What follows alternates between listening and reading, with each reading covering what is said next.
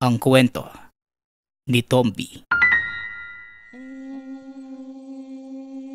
Ang kwentong ito ay hango sa totoong buhay. Mula ito sa isa nating tagapakinig. Karanasan ito ni Kaloy. Taong 1988. Probinsya ng Ilocos. Lolo Enteng!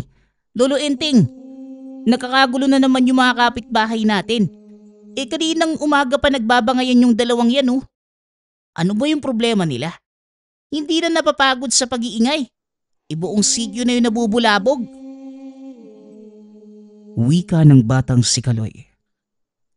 Buong sityo na ang napeperwisyo sa walang katapusang bangayan ng dalawang binata. Si Julian at Joaquin. Ilang linggo na ang lumipas. Paulit-ulit nang pinatawag sa barangay. Ngunit hindi pa rin maawat-awat. Hinayaan na lamang dahil parehong ayaw makinig. Tiniis na lang ng mga kapitbahay.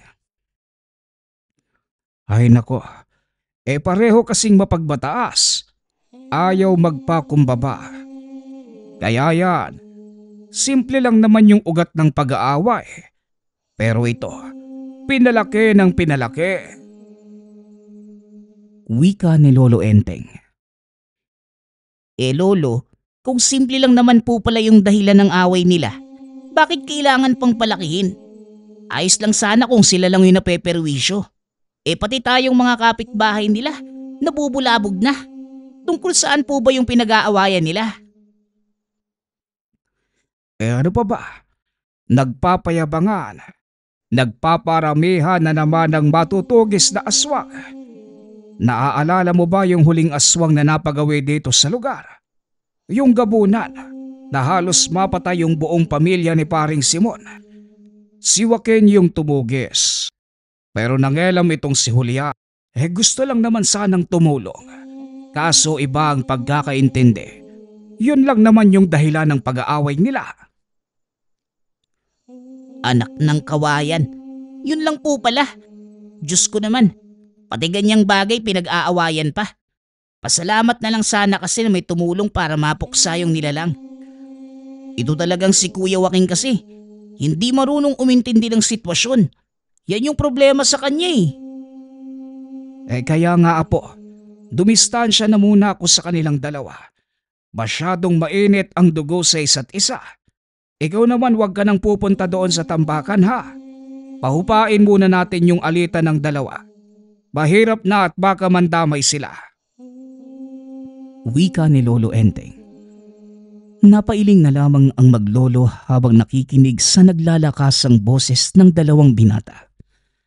May distansya ang bahay ngunit dinig na dinig. Parehong manunugis sina Julian at Joaquin. May tangan na anting-anting. Panlaban at proteksyon sa bawat masasamang nilalang na nakakasagupa. Maayos na nagagampanan ang tungkulin. Subalit paglipas ng panahon, naging kompetisyon ang pamumuksa. Palaging nag-uunahan sa tuwing may aswang na napapagawi sa lugar. Kahit mga karatig baryo, kahit sa mga karatig bayan, minsan pa ay malayang nakakatakas ang nilalang dahil mas nauuna ang pag-aaway. Sa katunayan, dati ding manunugis si Lolo Enteng kasama ng dalawa. Ngunit dahan-dahang dumistansya pagkatapos matunugan ang tensyon sa pagitan ng dalawa. Napagod na ito kakasabi kaya't hinayaan na lamang. Nagbabakasakali na balang araw, maisip ni na Julian at Joaquin ang kanilang pagkakamali. Lolo, pinatawag na naman sa barangay yung mga dating kasamahan mo. Paano ba naman? Hindi lang salitaan ang labanan. Gumagamit na silang ng dahas. Napuruhan nga si Mang Pablo Gusto lang naman sanang umawat. Kawawa nga po yung kalagayan. Nataga pa. Wika ni Kaloy. Kagad namang tinigil ni Lolo Enteng ang pagbabasa ng pahayagan nang madinig ang sinabi ng apo. Kumusta naman si paring Pablo? Nadala na ba sa pagamutan? Diyos mio, talagang dalawang to. Tanong ni Lolo Enteng. Opo, naroon na sa tahanan ni Aling Asunsyon. Hindi naman malala yung sugat dahil mapurol yung ginamit na itak. Pero 2 beses natamaan eh. Sa braso saka sa balikat. Naagapan naman po kaagad. Tugon ni Kaloy. Nakahinga ng maluwag si Lolo Enteng. Nagpasama ito sa apo papunta sa kabilang bahay upang malaman ang kalagayan ni Mang Pablo. Maayos na ang kalagayan nito pagdating niya. Hindi naman kalaliman ang natamong sugat. Ay nako, ano bang nangyayari sa mga kasamahan mo pare? Dati masaya naman silang dalawa na namumuksa ng mga masasamang loob. Pero biglang nagkagulo. Ano ba talaga ang problema ng mga yun pare? Tanong ni Mang Pablo. Problemang personal pare. Pati nga ako hindi ko na alam kung paano silang pagbabatiin. Hindi nakikinig. Kahit si Kapitan nga binabaliwala. Aasahan ko na lang talaga na balang araw magkaayos ang mga yan. Sana nga lang. Tugon ni Lolo Enteng. Baka naman mamayang gabi. Mag-uunahan na naman sila sa pagtugis ng aswang doon sa kabilang bayan. Inatake noong nakaraang gabi yung nangyaring sayawan. Walang namatay pero may iilang sugatan. Hindi malinaw yung detalye ng mga biktima. Kasi lasing noong sinalakay. Nagawa naman nilang makaligtas pero maraming kalmot sa katawan. Yan nga din yung sinabi ng apo kong si Kaloy. Wala din namang nakakaalam kung anong klaseng aswang ang sumalakay. Hindi natin alam kung kailan pa ulit magpapakita. Mas mainam siguro kung ikaw na lamang ang pumuksa sa aswang na yon. Kasi kung makakaabot sa 2 mong kasamahan, malamang sa malamang mag-uunahan na naman. Baka sa halip na matugis yung nilalang, makawala pa. Mungkahi ni Mang Pablo. Napatango naman si Lolo Enteng habang iniisip ang sinabi nito. Magmula noong naging mas aktibo sina Julian at Joaquin sa panunugis, wala nang natira sa kanya. Palaging nauunahan kaya nakikiramdam na lamang sa kinalalabasan. Hindi natin masasabi yan. Kasi sa tingin ko, sa mga oras na ito alam na ng 2 yon. Wika ni Lolo Enteng. Napabuntong hininga na lamang. Hindi nagtagal, nagpaalam na at saka umuwi. Pagkarating sa tahanan, naabutan ang apo na nakikinig sa usapan ng mga kapitbahay. Dali-dali niya itong tinawag upang sawayin. Ikaw bata ka, sa tuwing uuwi ako galing lakad, naaabutan kitang nakikinig sa usap-usapan. Kalalaki mong tao pero ganyan yung pag-uugali mo. Wika ni Lolo Enteng. Lolo, makabuluhan naman po yung pinapakinggan ko Alam niyo po ba na muling sumalakay kanina yung aswang? Tirik na tirik pa yung araw, pero umaatake na. Hindi lang nagtagumpay kasi alisto yung padre de pamilya Kaya ayun, naitaboy kagad. Tugon ni Kaloy. Meron na naman uli. Hindi pa nga tapos yung usapan doon sa sayawan ng kabilang bayan. Tapos meron na naman. Pambihira, mukhang panahon na nga yata ng aswang ngayon. Sunod-sunod na yung kanilang mga pag-atake. Tugon ni Lolo Enteng. Yun na nga po Lolo. At meron pa tayong isang problema. Yung 2 mong kasamahan, parehong nagbabalak na tugisin yung nasabing aswang. Ayun, nagbangayan na naman. Wika ni Kaloy. Kung saan makikita ang 2 binatang si Joaquin at Julian na nag-aaway. Ikaw ka mo ang tumigil. Ako yung naunang nakaisip na tugisin yung aswang Tapos ikaw itong makikisawsaw. Wika ni Julian. Talaga ba? Binabaliktad mo pa yung sitwasyon. Ikaw nga itong nakikisawsaw Inaabangan mo kung ano yung plano ko, tapos mangingialam ka. Tugon ni Joaquin. Magsitigil nga kayong dalawa. Hindi na kayo nahiya sa mga kapitbahay. Para kayo mga bata na nag-aaway Julian, Joaquin, ano ba ang nangyayari sa inyong dalawa? Hindi ko na kayo maintindihan Puro kayo paunahan. Para saan ba? Sa tingin nyo ba natutuwa ang tangan nyo sa ginagawang to? Alam nyo ang mangyayari na kapag hindi ginamit sa tama ay pwede itong mawala ng bisa. Pag-awat ni Lolo Enteng. Pansamantalang tumigil ang dalawang binata. Ngunit makalipas ang ilang sandali, muli na namang nagkasagutan. Kung may dapat kang pagsabihan dito, dapat yung isang yan.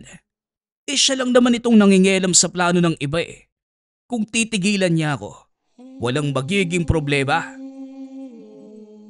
Wika ni Julian. Hoy ikaw, kung makapagsalita ka parang hindi ikaw ang nagsimula. Alam mo paring Enteng, ang kaibigang mong yan ang nagsimula ng kaguluhang ito. Kung hindi niya pinakialaman yung pamumuksa ko, hindi sana tayo aabot sa ganito. Wika ni Joaquin. Napabuntong hininga na lamang si Lolo Enteng. Hindi na malaman kung paano patitigilin ang dalawang kaibigan. Alam kong ilang ulit ko nang sinabi ito, pero hindi ba pwedeng magkaisa na lamang kayo? Pagtulungang tugisin ang bawat aswang na mapapagawi. Hindi ganito na nagpapataasan kayo at nagpapagalingan. Walang puwang sa tungkulin natin bilang mga manunugis ang ganyang ugali. Kaya pakiusap lang sa inyong dalawa. Bago pa mahuli ang lahat, itigil na ninyo. Wika ni Lolo Enteng. Ngunit hindi na sumagot sina Julian at Joaquin. Umiwas na lamang ng tingin ng dalawa. O ano, hindi kayo makaimik dahil hindi nyo naman magawa ang sinabi ko. Ay nako, tumatanda na kayong dalawa. Baka naman pwedeng ibalik yung dati kung saan nagkakasundo sa lahat ng bagay.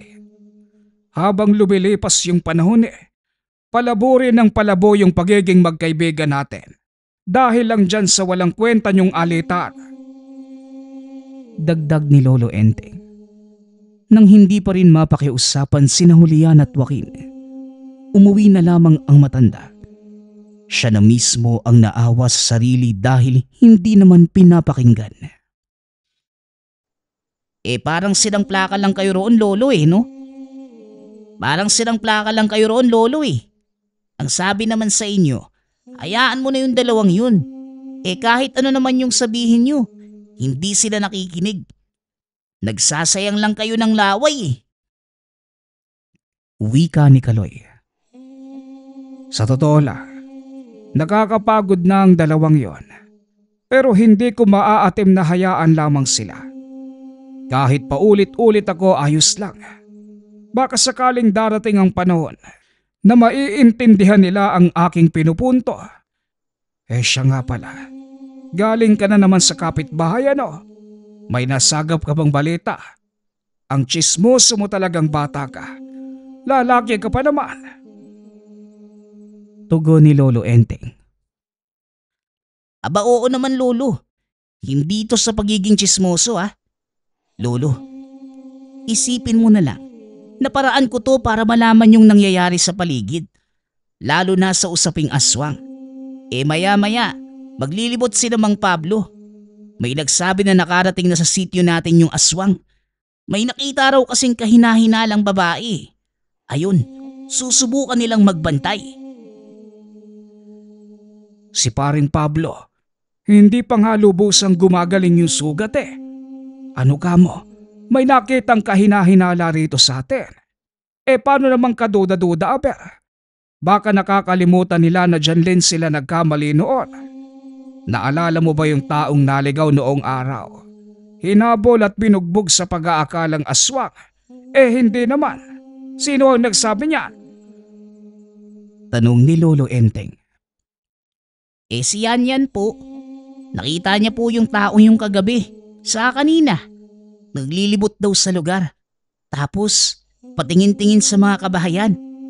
May kinausap din pong bata. Mahigpit nga raw po yung pagkakahawak eh. Tugon ni Kaloy. Ay nako, yan na namang si yan. Hindi ba ganyan din yung sinabi niya dati? Diyos ko, abangan mo sila ha. Sasama ako para makasigurado. Babaya magkamali na naman at may inosenteng madamay. Kawawa yung mabubugbog ng dahil lang sa maling akala. Wika ni Lolo Enteng. Sinabihan naman ni Kaloy si Mang Pablo na sasama si Lolo Enteng sa binabalak na paglilibot.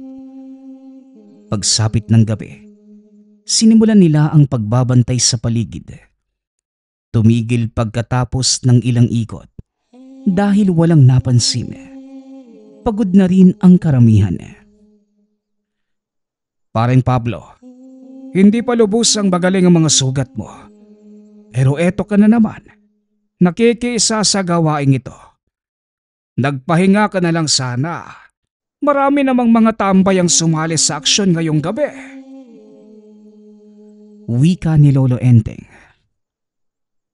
Paring Enteng, hindi lang ako matahimik dahil nababahala na rin sa nangyayari sa lugar natin. Alam mo kung paano ko isinumpa ang mga nilalang na yan dati. Noong biniktima nila ang asawa ko, hindi ba nagtagumpay pero kamuntikan? Isa pa wala akong tiwala kay Julian at Joaquin. Parang hindi na magagawa ng maayos ang kanilang tungkulin dahil sa pangayan nilang hindi matigil-tigil. Tugon ni Mang Pablo. Ay nako, si Joaquin lang naman yung nagmamagaling eh. Ayaw matanggap na mas mahusay ako kaysa sa kanya. Kaya nakikisapaw para mabahagian ang tagumpay. Kung hindi siya nangelam, wala namang problema eh. Wika ni Julian nakakarating lamang. Ay nako, yan ka na naman Julian. Kung nandito lang si Joaquin, ganyan din yung sasabihin niya sa'yo. Ikaw ang sisisihin. Wala nang katapusang pag-aaway ninyo. Hindi ba kayo nahihiya sa mga tao? Para kayong tumatanda ng paurong. Marami na ang nagkakaproblema sa inyo. Dinamay niyo pa yung mga tanga na meron kayo. Isa na rin niyang pagwawalang hiya. Wika ni Lolo Enteng. Mang Enteng, huwag mo akong pagsabihan mo dahil si Joaquin naman talaga yung pinakaugat nitong nangyayari. Siya ang may gusto ng gulo. Kung gusto niyang tumigil to, tigilan na niya ako kamo. Tugon ni Julian. Dumiretso ito sa paglalakad. Hindi man lamang nagpaalam. Kita mo na, kung ganyan ang pag-uugali ng isang antingero, walang maaasahan ang mga tao sa oras ng pangangailangan. Kung magpang-abot ang dalawa, malamang uunahin ang pag-aaway kesa iligtas ang nasa panganib. Kung ako sa'yo, paring Enteng, mas mabuti talaga na ikaw na ang kumilos kasi sigurado ang kalalabasan. Hindi sina Julian at Joaquin na matagal nang nakalimutan ang tunay na kahulugan ng tungkulin. Pamimilit ni Mang Pablo. Napabuntong si Lolo Enteng sa sinabi ng kaibigan. Nagpaalam na itong umuwi. Nagpaiwan siya at hinintay ang pagdating ng apo. Lolo, tamang-tama yung oras na to para masaksihan mo yung bangayan ng dalawa mong kaibigan. Naroon sila sinimulan ng sukatin yung kakayahan ng bawat isa, imbis na manugis ng aswang. Wika ni Kaloy. Kagad namang pinuntahan ni Lolo Enteng ang kinaroroonan ng mga ito at nakitang nagtutuos. Mahina ka, Joaquin. Kasing hina ng tangan mo. Kaya nakikisapaw ka sa mga laban ko Dahil nga mahina ka. Wika ni Julian. Huwag mo ngang baliktarin, Julian. Kung meron mang mahina rito, ikaw yun at hindi ako. Tugon ni Joaquin. Nagpalitan ng lakas ang dalawa. Ibinida ang husay pagdating sa paggamit ng patalim. Pareho nilang naiilaga ng bawat pag-atake. Napailing na lamang si Lolo Enteng habang pinapanood ang mga kaibigan. Nang hindi na makayanan ang nakikita, siya na mismo ang kumilos. Sinabuyan niya ng dalang langis ang dalawa. Sinabayan na rin ng dasal habang napapatanda ng krus. Mang Enteng, ano bang ginagawa mo? Ha? Bakit mo kami sinabuyan ng langis? Anong akala mo sa amin? Aswang? Diretsahang tanong ni Julian. Alam niyong kayong dalawa, mas masahol pa kayo kesa sa aswang. Ang inaasta niyo ngayon ay mas halimaw pa kesa sa nilalang na tinutugis natin. Mas makatarungan pa siguro ang kilos ng aswang dahil likas sa kanila yon. Pero ang ipinapakita niyo ngayon, yan ba ang gawain ng isang taong nanumpa sa lihim na karunungan? Sige nga, sabihin niyo sa akin ngayon kung ano ang dahilan, kung bakit kayo nagkaroon ng tangan. Pinili ng kalikasan para maging tagapagtanggol, pero kayo mismo ang nagpapatayan. Puntiryan niyo pa ang isa't isa. Pangaral ni Lolo Enteng. Mahabang katahimikan ang namayani pagkatapos bitawan ni Lolo Enteng ang mga salitang yun. Parehong hindi nakapagsalita. Maging si Kaloy ay napayuko na lamang. Ilang sandali ang lumipas. Naunang umalis si Julian. Sumunod si Joaquin pagkatapos. Tignan mo nga naman, Lolo. Kahit gaano pa kasakit yung tama ng salita nyo, wala pa ring epekto sa dalawa mong kaibigan. Ayun, hindi man lang sumagot. Umalis pa nga nang walang paalam, oh. Wika ni Kaloy. Napabuntong hininga si Lolo Enteng habang tinatanaw ang papalayo niyang mga kaibigan. Magkaiba ito ng direksyong tinatahak. Tara na po. Sumasakit lang ang ulo ko sa dalawang yon. Hinahanap na ng aking likod ang higaan. Nakakapagod man, Hermon, kung hindi ka rin naman papakinggan. Wika ni Lolo Enteng.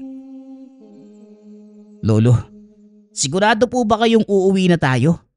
Gusto ko kasing tumakbo ngayong gabi. Yung takbo na may kasamang habulan, bakbakan, tapos patayan na rin. Ano ka mo? Ano bang pinagsasasabi mong bata ka? Kung ano-ano na yung naiisip mo. Siguro, resulta na yan ng kakapuyat mo. Napansin kong matagal ka na matulog. Ano ba yung bagong pinagkakabalahan mo? Tanong ni Lolo Enteng. Lolo naman, hindi yan yung ibig kong sabihin. Meron po kasing aswang sa kabilang bayan eh. Kanina ko lang nadinig mula sa mga tambay na galing doon. Diyan lang naman yun, oh. Malapit na sa atin, mga iilang minutong lakad lang. Ano, Lolo? Tara na po. Loko ka talagang bata ka. Kung nilinaw mo kanina yung ibig mong sabihin, sana naintindihan ko kagad. O tara na, bilisan mo yung paglakad para maabutan natin. Baka nasa paligid pa yung aswang. Wika ni Lolo Enteng. Dumiretso sila sa kabilang bayan. Iilang minutong lakad lamang dahil malapit sa boundary ang sityong tirahan niya. Pagkarating doon, merong mangilan-ngilang taong nag-uusap tungkol sa nilalang. Kamakailan lamang sumalakay. Hindi nagtagumpay sa pambibiktima dahil maraming tambay ang nakapansin. Lolo Enteng, maglibot kaya tayo. Sigurado kong nasa paligid lang yung aswang. Hindi siya nagtagumpay sa unang target eh. Kaya maghahanap yun ng maghahanap. Kung gutom yun, hindi uuwi yun hanggat walang nabibiktima. Wika ni Kaloy. Alam mo po, habang tumatagal parang dumarami ang kaalaman mo tungkol sa aswang. Ayos yan na po. Nagbubunga na rin ang palagi mong pagsama sa akin. Sana lang, hindi mabaling sa ibang bagay ang interes mo. O siya, mauna ka na sa paglalakad Madilim ang daan kaya ikaw ang magsisilbi kong gabay. Wika ni Lolo Enteng. Naglibot muna sila sa paligid. Tamang lakad. Tinitignan ang bawat sulok na nadaraan. Ngunit imbes na aswang ang matagpuan, sina Julian at Joaquin ang nakita. Pagkarating sa taniman ng niyog, nagtutuos ang dalawa roon.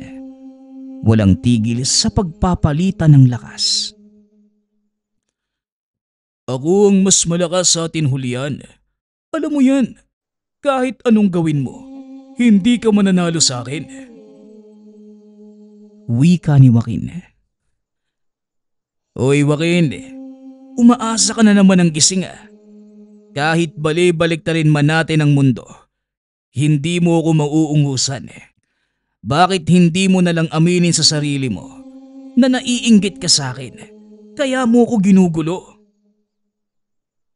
Tugon ni Julian. Hoy kayong dalawa, magsitigil na nga kayo. Saan man kayo magpunta puro pag-aaway. Sa totoo lang, wala namang magaling sa inyo kasi ito kayo oh.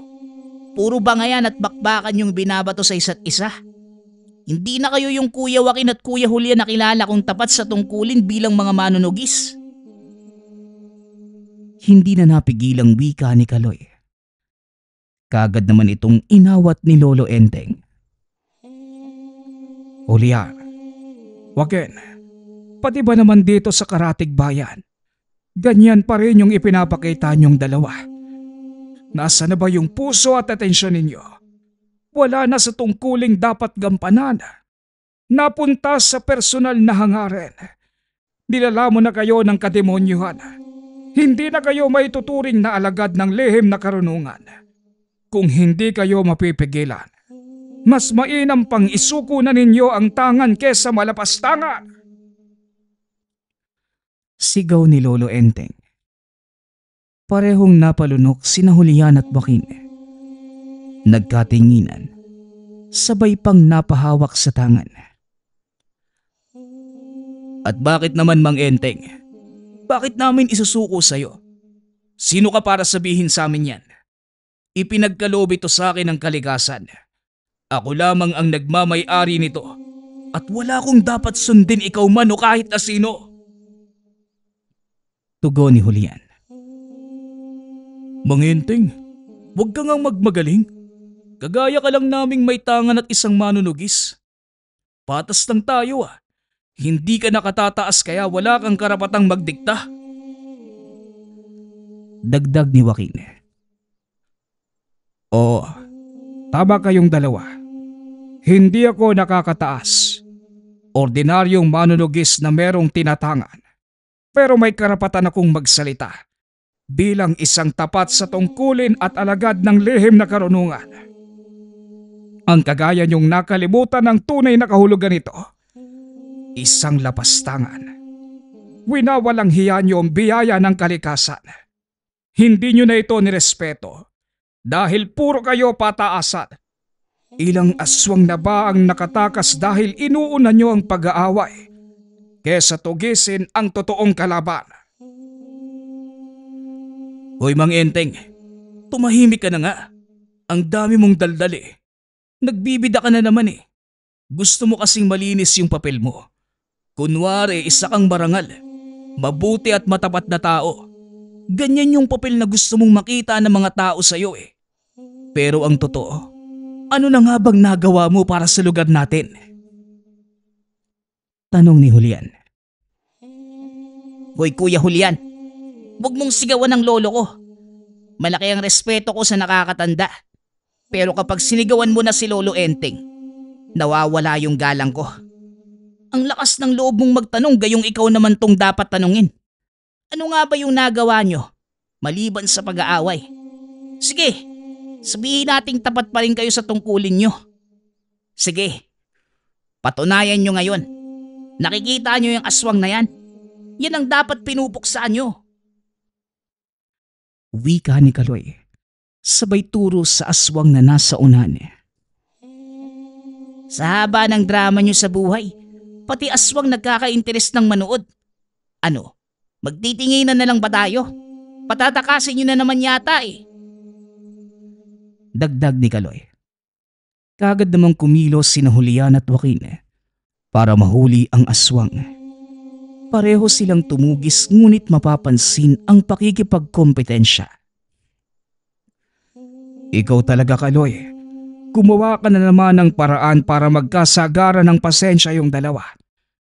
Tabi, tutulong na ako.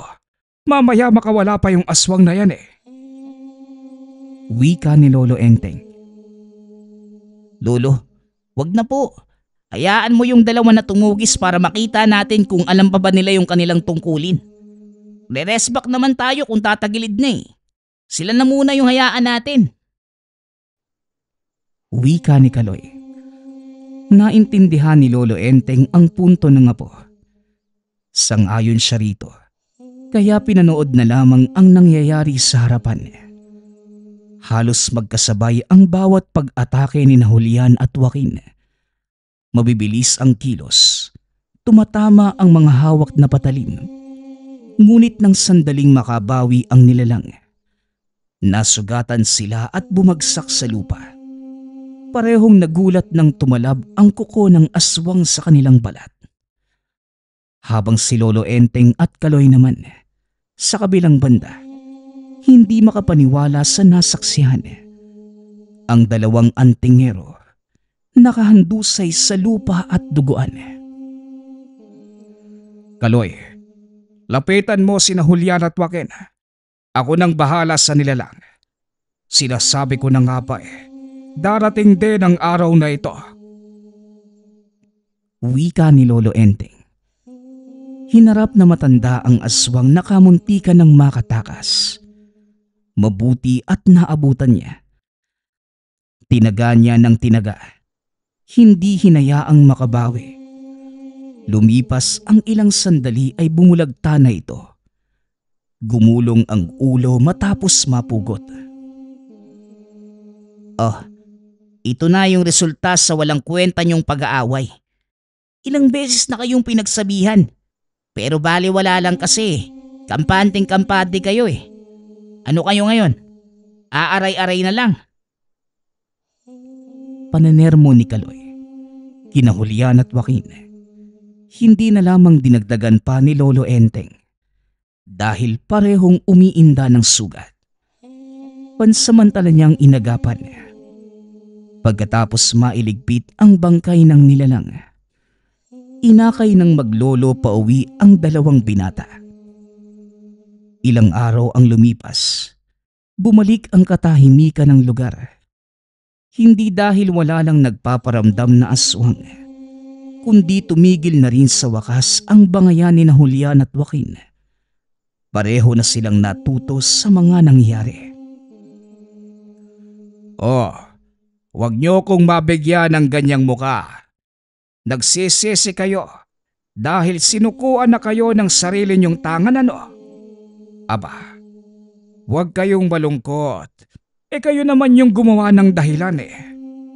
Kung isinantabi niyo yung ganong pag-uugali, hindi sana tayo umabot sa ganitong sitwasyon. Kaso, ang titigas ng bungo niyo. Pagdusahan niyo ang parusang ipinataw ng kalikasan. Pangaral ni Lolo Enteng.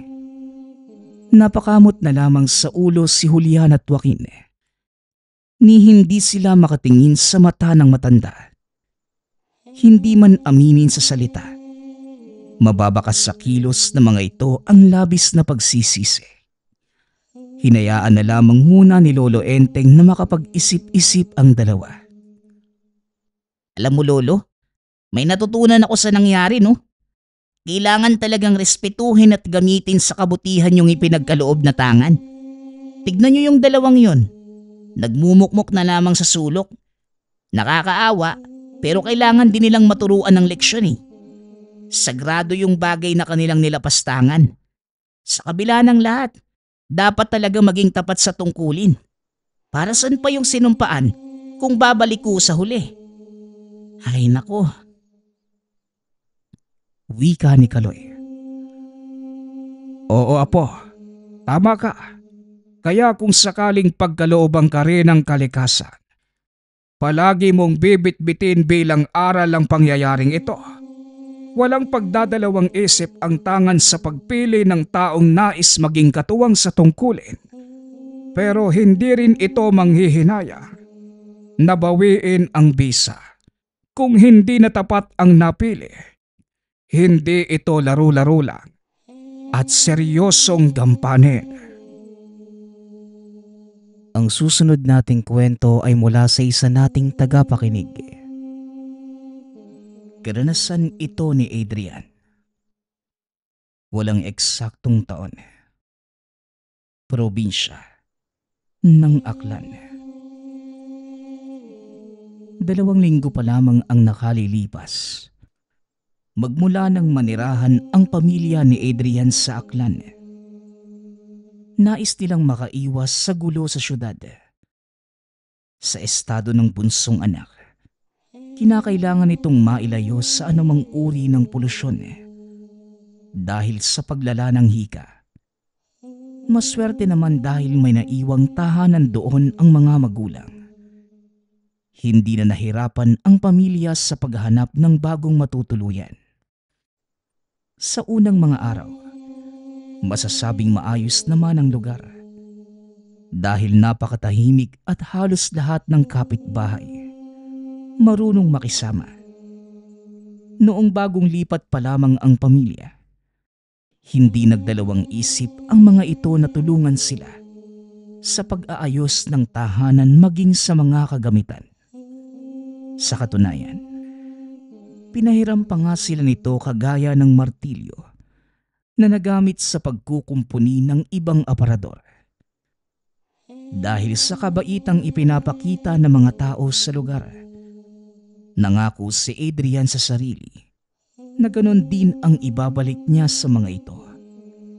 Ayon sa kanya, sa bilis ng pag-ikot ng mundo, mabuti pa rin ang mga tao doon dahil ang iba ay puro pera na lamang ang nasa isipan. Maswerte ito na walang hinihinging kapalit ang mga tao sa bawat pagtulong. Samantala, hindi naman siksikan ang mga tahanan sa lugar. Sa kada lupang kinatitirikan ng bahay, may kanya-kanya silang bakura na pwedeng pagtaniman ng mga halaman. Ayon kay Adrian, halos lahat ng tahanan, donasyon ng dating alkalde sa lugar. Napakasariwa ng hangin dahil sa dami ng punong nakatanim. Isa pang ikinakasaya ni Adrian ang pagkakaroon ng sari-sariling poso na pinagkukunan ng tubig. Isang araw, 5:00 pa lamang ng umaga, nagyaya ang asawa ni Adriana si Linda sa pagbabanlaw sa mga damit. Dahil tulog pa naman ang 3 anak, tinulungan na ni Adrian ang asawa. Ito na lamang ang nag-abala sa pagbubomba ng poso habang ang asawa naman ang tagabanlaw. Hindi pa man nakakalipas ang ilang oras, magmula nang maglaba ang mag-asawa, biglang natigil si Adrian nang makita ang matandang lalaking nakaupo malapit sa bakuran. Kagad itong nilapitan, naitanong kung ano ang maitutulong. Nagpasintabi at nagwika naman ang matanda na kung pwede ba siyang makahingi ng tubig. Dahil gusgusin na ito at halata sa mukha ang gutom, pinapasok ni Adrian ang matanda at binigyan ng maiinom. Nagmamadali din itong nagluto ng almusal para mapakain ang matanda. Huwag ka nang mag-abala, iho. Ayos lang ako. Salamat nga pala sa malamig na tubig. Napakabuti ng puso mo. Wika ng matanda. Tumango at napangiti na lamang si Adrian. Ngunit ipinilit niyang manatili ang matanda para makapag-almusal man lamang. Maya-maya pa, nagising na rin ang mga anak ni Adrian. Isa sa nakagawian ng bunsong si Tolitz ang magpakarga tuwing nagigising. Kaya naman nang makalapit sa matanda, hindi nagdalawang isip ang bata na yumakap dito. Pasensya na ho kayo tay. Ganyan ho talaga yung bunso namin eh. Gusto talagang kinakarga kapag nagigising. 3 taong gulang pa lang ho kasi yan eh. Wika ni Adrian. Ngumiti naman ang matanda habang karga ang bata. Maya-maya pa, natapos na ito sa ginagawa. Magkakasabay na silang nag-almusal kasama ang pamilya. Habang nag-uusap, doon lamang nagpakilala ang matanda na nagngangalang Mang Renan. Matagal na panahon siyang walang pamilya dahil nasa ibang lugar na ito lahat naninirahan. Pagtitinda na lamang ng kung anong bagay ang ikinabubuhay ng matanda. Nang tanungin naman ni Linda kung ano ang itinitinda, hindi naman ito tumugon. Samantala, nang matapos makakain nagpaalam na ang matanda, sinabing meron pa siyang kailangang puntahan. Masyadong natuwa ang matanda kay Tolits, kaya bago ito lumabas ng tahanan, niyakap niya ang bata. Matapos yun muli nang ipinagpatuloy ng mag-asawa ang paglalaba. Magmula ng araw na yun, hindi na muli pang bumalik sa tahanan ang matanda. Samantala sa mga araw na nagdaan, nakakuha na rin ng trabaho si Adrian sa palengke. Kaya kahit papano, gumaan ang araw-araw na gastusin ng pamilya.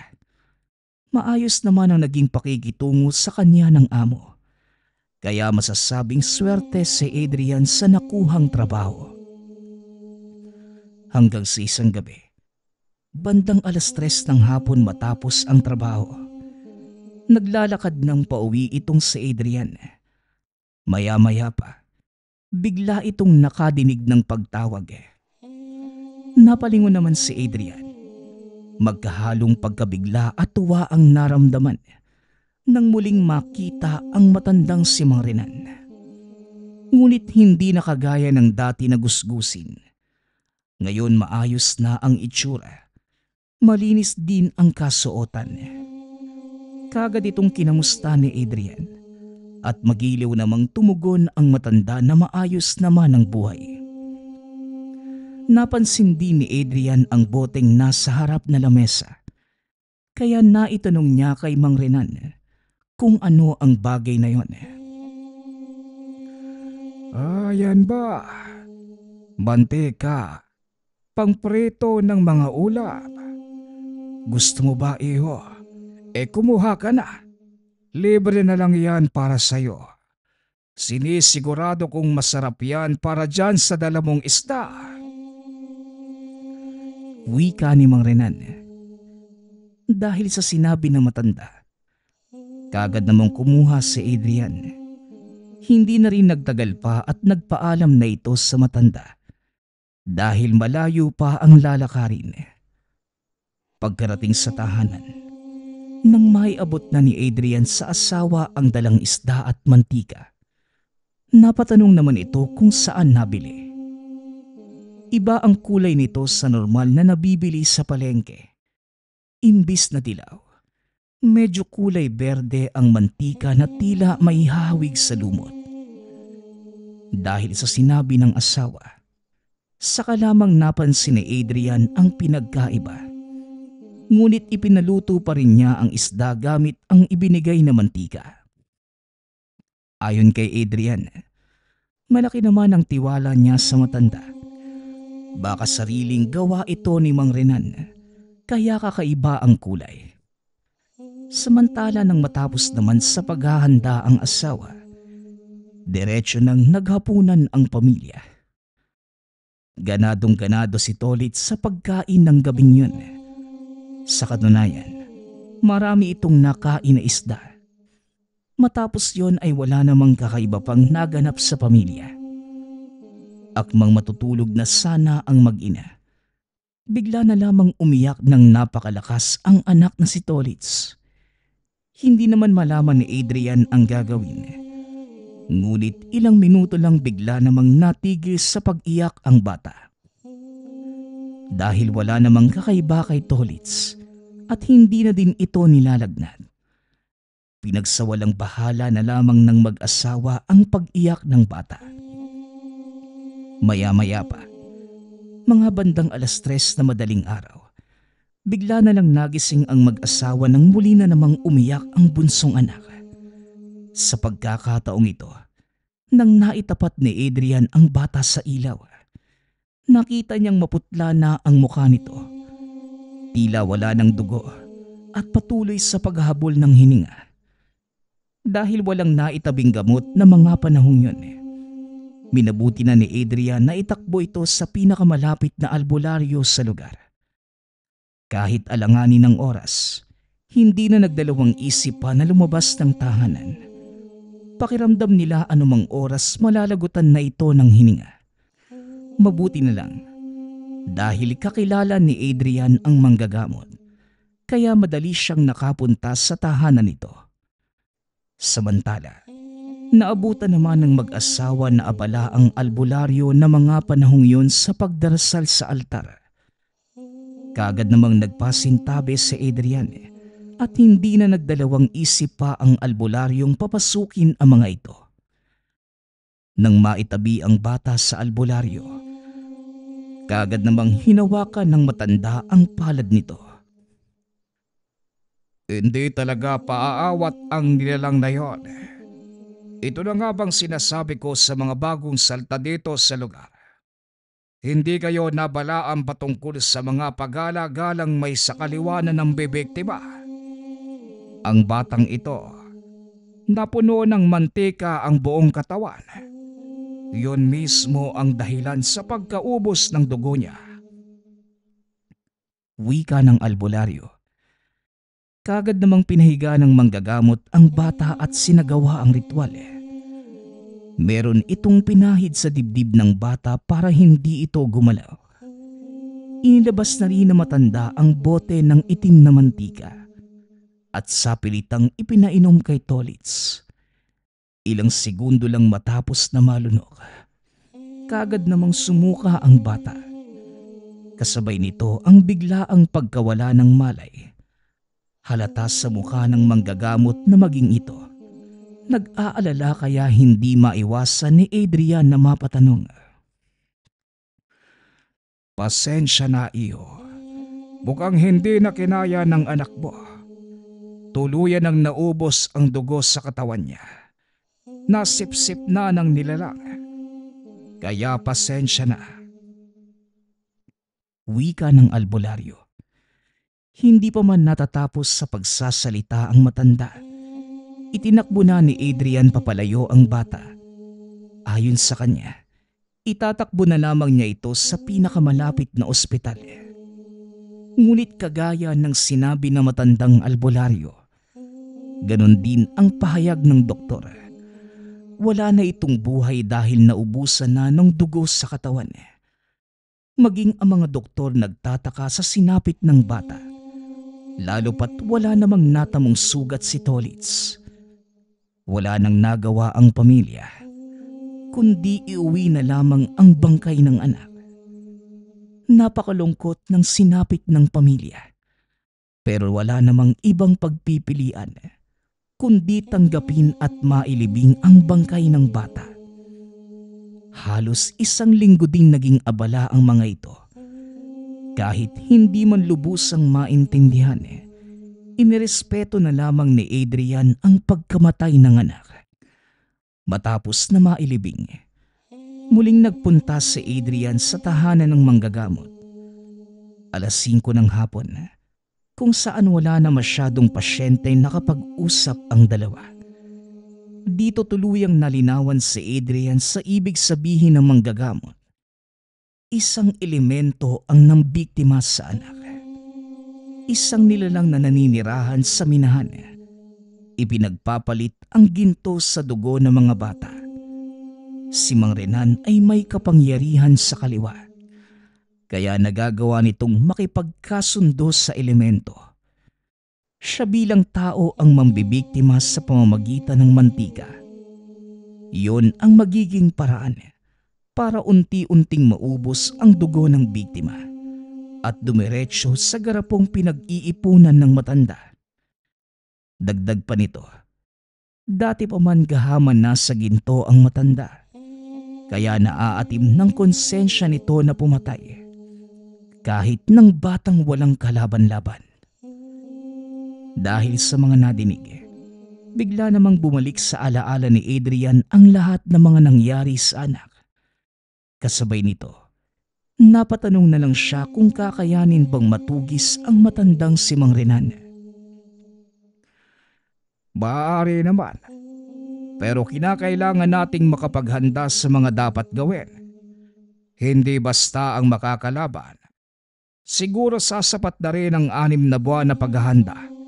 Kailangan nating ipagpalagay na kapag hindi tayo nagtagumpay sa gagawin, mas lalong lalakas ang puwersa ng matandang yon at mas madami ang madadamay na bata.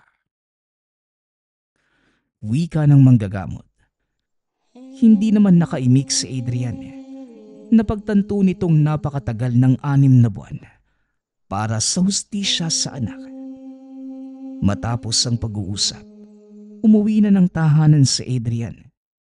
Magmula nang mawala ang bunsong anak, halos wala nang ingay sa loob ng tahanan. Maging ang asawa ni Adrian hindi na halos makabangon. Palagi lamang itong nasa sulok at nagmumukmok. Hinayaan na lang siya ni Adrian dahil sinisisi ang sarili sa pagkawala ng bunsong anak. Dahil sa lalim ng lungkot na pinagdaraanan, lumipas ang ilang araw magmula nang makausap ang manggagamot. Nagpasya si Adrian na siya na lamang ang mag-isang haharap sa matandang si Mang Renan. Bukod sa hindi mapakali, mapaghiganti talaga ito sa sino mang nang aapi lalo na sa sariling pamilya. Dahil dito, naisipang magtanong sa mga kapitbahay kung saan matatagpuan ang bahay ni Mang Renan. Maswerte naman na may isang matandang lalaki na nakapagturo kay Adrian. Ngunit paulit-ulit itong nagbabala na wag basta pupunta dahil mapanganib ang matandang yun. Ngunit kahit ano pa man ang madinig ni Adrian, hindi na ito pinagtuunan pa ng pansin.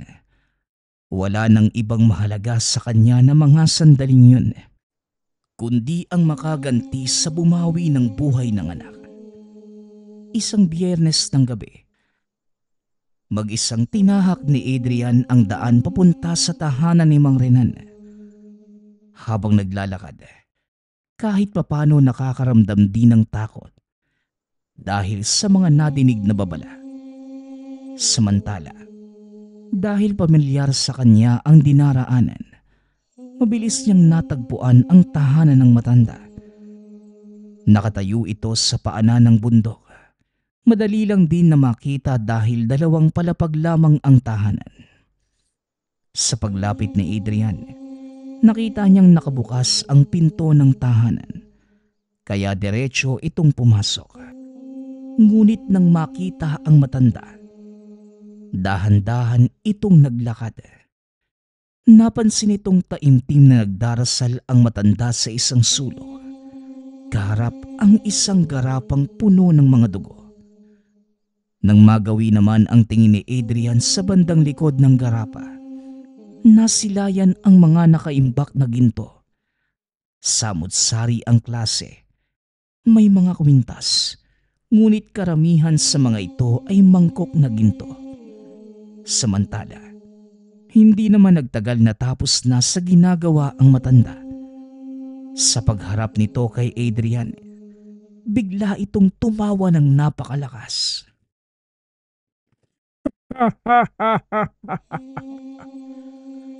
Sa mga panahong ito, alam na nating pareho ang totoo.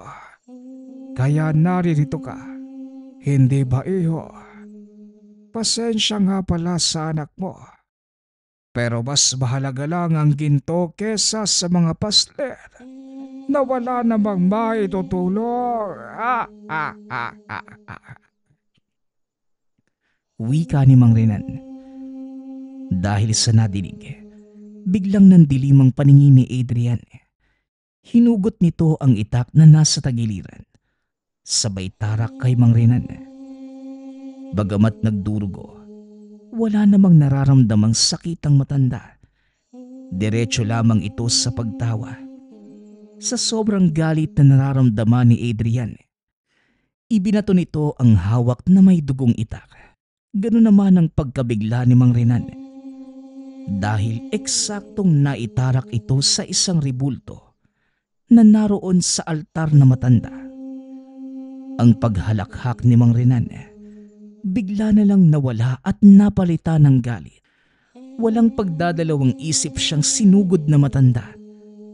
May buhangin na kinuha sa bulsa, sabay saboy sa mukha ni Adrian. Dahil dito napapikit na lamang ito. Labis na hapdi ang nararamdaman ng kaliwang mata, kaya hindi na naiwasang mapasigaw. Napaupo na lamang ito at hindi na namalayan pa ang mga sumunod na nangyari. Dahil tuluyan na itong nawala ng malay. Tirik na tirik ang araw. Yan ang sunod na nakita ni Adrian nang imulat ang mga mata. Nagmamadali itong napabango nang mapansing nakahiga siya sa talahiban. Sa pagmamasid ni Adrian, nasa tuktok na ito ng bundok, sa taas ng mismong tahanan ni Mang Renan. Sa muling pagtahak ng daan pa ibaba, bagamat nakitang nakabukas pa rin ang pintuan ng tahanan ni Mang Renan, hindi na ito muli pang pumasok. Bagkus dumiretso na lamang sa tahanan ng manggagamot. Pagkarating naman sa bahay na matanda, sakto naman na wala itong pasyente. Kaya nailahad ni Adrian ang mga pangyayari. Napailing na lamang ang matandang albularyo. Abay, napakatigas nga naman talaga ng ulo mo, ano? Sinabihan na kitang huwag kang susugod ng basta sa matandang yon. Wala ka rin namang laban sa kanya. Tignan mo ang kaliwang parte ng mata mo.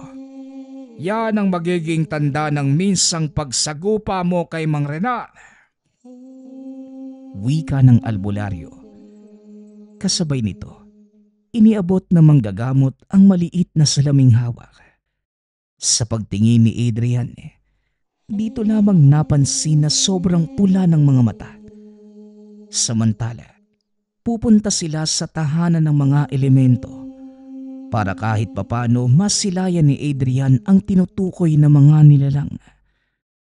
Kagad namang sumang-ayon si Adrian. Kagad nilang pinuntahan ang kuweba kung saan napapabalitang maraming aswang na nakatira.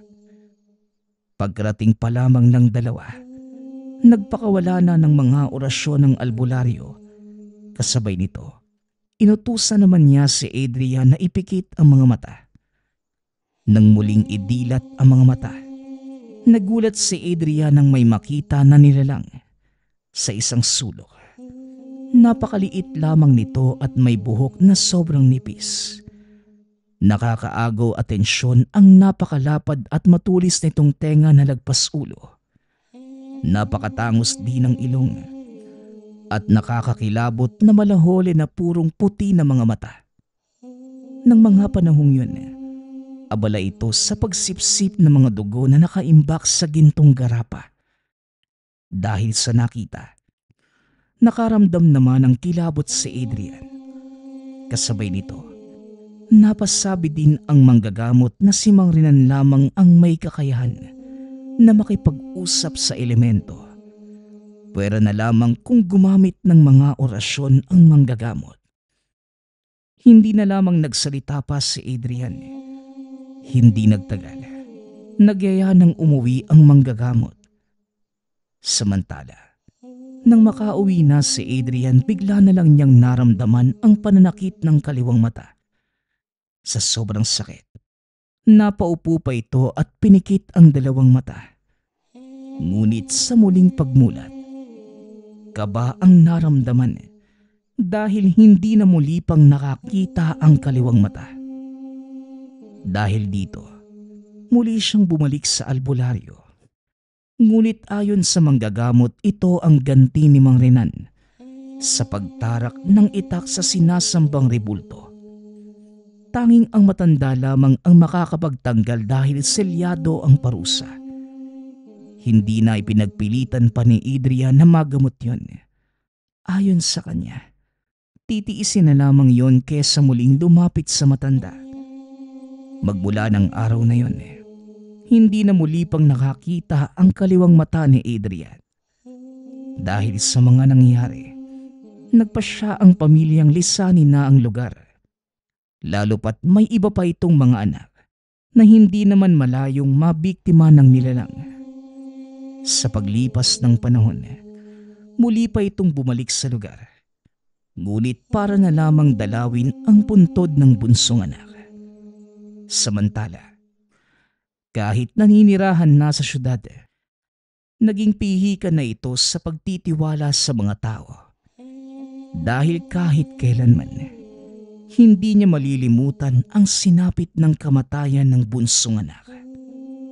Dahil lamang sa tindero ng mantika. Nagpapasalamat nga pala ako sa lahat ng sumusuporta sa ating channel. Nawa ay patuloy niyong suportahan at pakinggan ang ating mga kwento. Hanggang sa muling pakikinig. Paalam.